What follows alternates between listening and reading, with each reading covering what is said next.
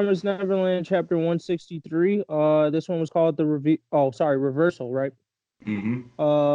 In this chapter, looks like Sonju and Mujika are trying to figure out how to replace the government. Their idea was to bring back some of these nobles with Mujika's blood. Right. They were able to awaken, I think, all of them, but we No, only just focused one of on. them. I think they just did the main one, low key. Oh, okay. All right. From what I'm seeing. Got it. So they just brought back one of them, talking to him, trying to get him to go and take over. But in the meanwhile, I guess Ratri had a plan against that. So he basically had the demons take care of or rope up any demon who got Musica's blood. Yeah. I guess to be executed. So even though Sungju and Musica were trying to start their plan, Ratri already had a counter plan for these niggas, which was kill all the demons that have her blood and basically try to bring back something similar to what we already had with the queen. Right. At the end of that, we see Sungju and Musica get run up by a bunch of people. For some reason, Sungju does not want to drop these bodies, so they just get captured. Yeah. I'm guessing maybe he was like in a weakened state or whatever, because it seemed like he was about to throw hands and then he started like shaking or whatever and dropped his weapon.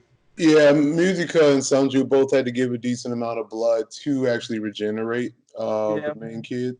So I mean, I get that, but the whole not dropping the commoners to try and get away, that was kind of silly in my opinion.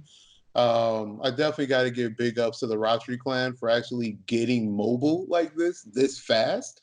I mean, like considering like it's been like less than 24 hours, he got the news of the queen and instantly had a plan to like pretty much like as like a contingency plan to actually like mediate and even like get some pluses for him. Like that's definitely some big ups. That's like some, well, I'll say used to be Norman kind of strategizing, but like. But I mean, you could say that this technically is Norman's progenitor in a way, because they already revealed the whole, the blood and stuff is coming from Ratri and like those other people that fought in the war.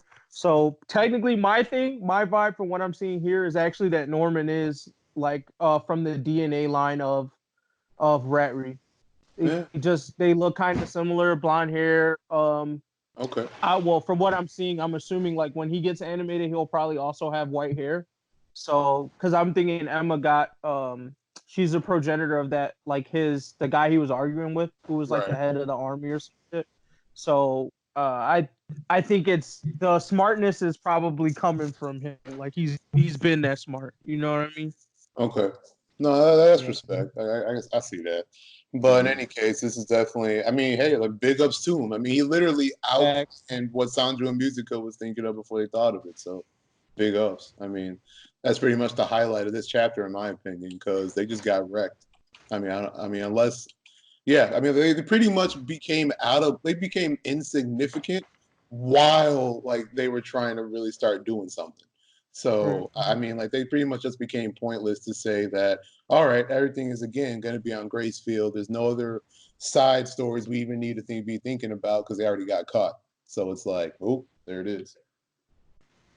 I kind of feel like he already thought about all of this crap way beforehand while the queen was still in power and all of that. He was probably plotting on how he would kill the queen if the opportunity can, and what he would do if somebody were to, amass the power to be able to take her and the rest of her crew out. He already knew what he would do if that were to happen during his lifetime and so forth. So all he did was just took that plan into action. Execute. Yeah. No, I think he might even let them get that far. He might have been the one that kind of was just like, because I think after seeing the queen, I know that she's not a strat type of person. So in her overconfidence, like she didn't care that the kids escaped. Like she wanted that meat, but she wasn't like, oh, I need to do a whole lot of shit about it. But Ratri might have used that like in his plan to just go like, well, I'll let these kids like see how far they can get and use that to do my own thing. Because I'm thinking when we finally talk to him at Gracefield, we're gonna find out that his even though his promise makes him responsible for maintaining the balance, I think he might either have a loophole in that promise that he identified or like some other plan that's a little bit bigger than this that we just didn't know yet. Mm-hmm. I mean, I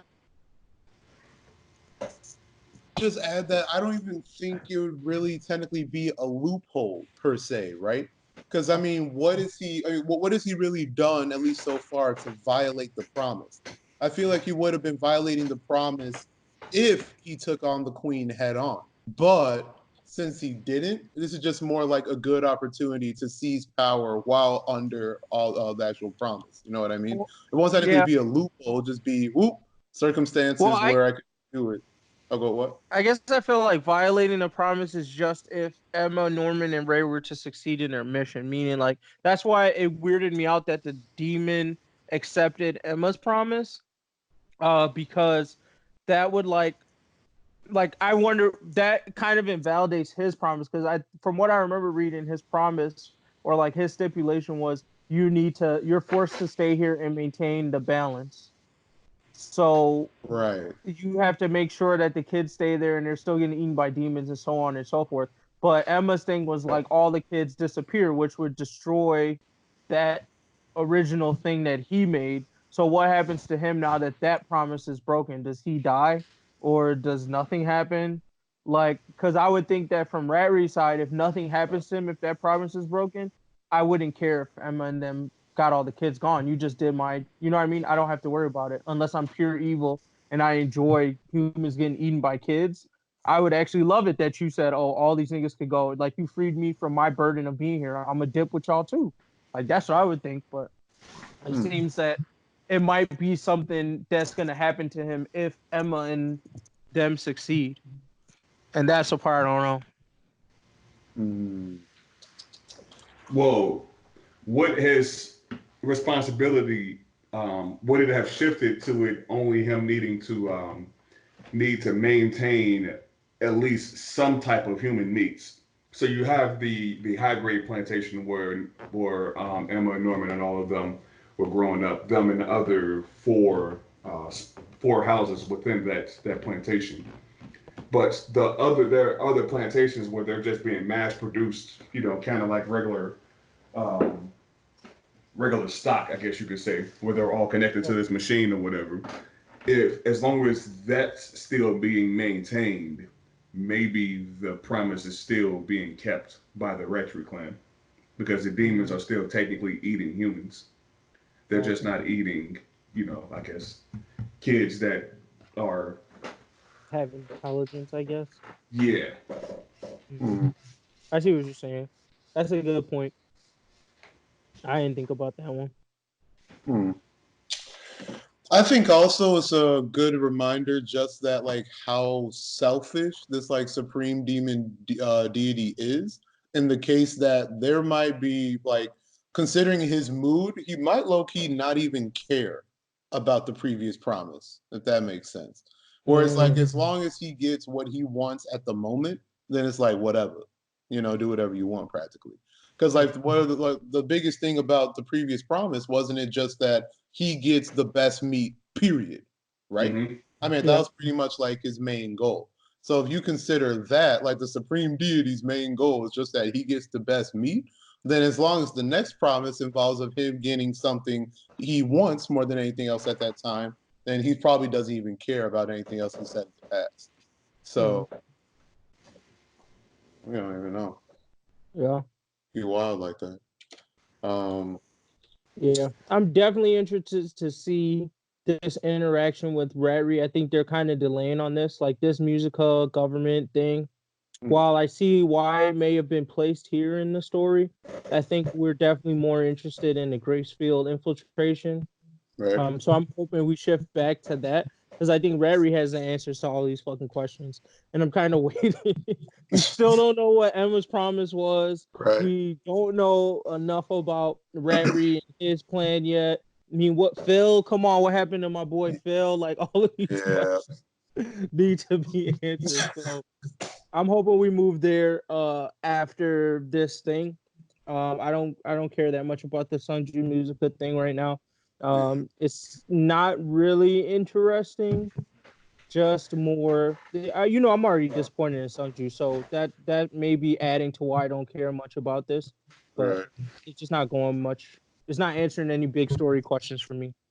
Right.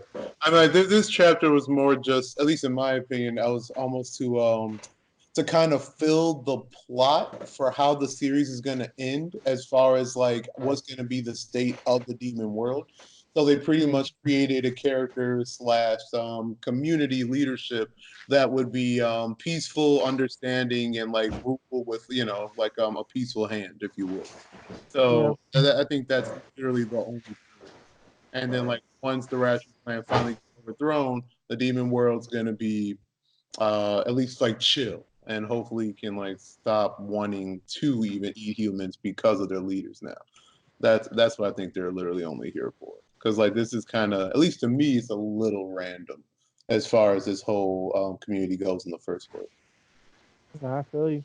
Also, unless this kind of leads to them showing us how the Ratri clan or Ratri himself is going to use Mujika and Sonju and however many other demons to kind of thwart Emma and them trying to free everybody.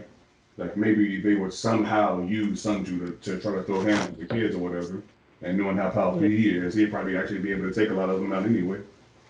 Right. So that's the only reason that I can see that being useful with this chapter being what it was. Maybe them being able to control his mind somehow, or they would actually just use Mujika as a hostage, saying, "Yo, if you don't do this, we would definitely take her out right now." Yeah. All right, you guys ready to rate it? Yeah. Any other points? Okay. I think I just give it a decent minus, mostly for the points I said earlier. I don't think a whole lot happened here. Definitely more interested in the Gracefield infiltration, Yeah. and a little bit disappointed in Sonju. Yeah, pretty much ditto. Same. Decent minus. Chapters literally. Yeah, I mean, at least in my opinion, as far as like what I look for Promised Neverland for, I would say, you know what? Oh wait, I just changed my actual mind. I almost forgot what I said earlier. I'm gonna give it a decent. I will give it a decent minus because of pretty much what's going on with the whole. Okay, we got to get this kid into power. Oh snap, we got treated. Turns out we're like the villains now. But considering that was like Ratchet Clan plans and strats, I got to give some big ups to him for this. So played this pretty well and pretty effing fast. So I got to give him big ups for it. Okay. I'm gonna give it a decent trash, man. It was a boring chapter. In all honesty, I don't think I really cared too much about what was happening to Sonju and Mujika. If they do end up showing us, um, them being essentially kind of controlled or used in order to try to stop the kids, yeah, that I can see that being more interesting. But I don't really care about how it actually led up to that point. They could have just showed all this and probably like 1 or 2 panel flashback or whatever. In all honesty. I mean, like, let's also not forget though. Like, yes, we got like the Ratri strats, but guess who's just introduced back, bro? We got Grandma Isabella back on the scene, bro. I feel like she's gonna do work. That's fast. You ready?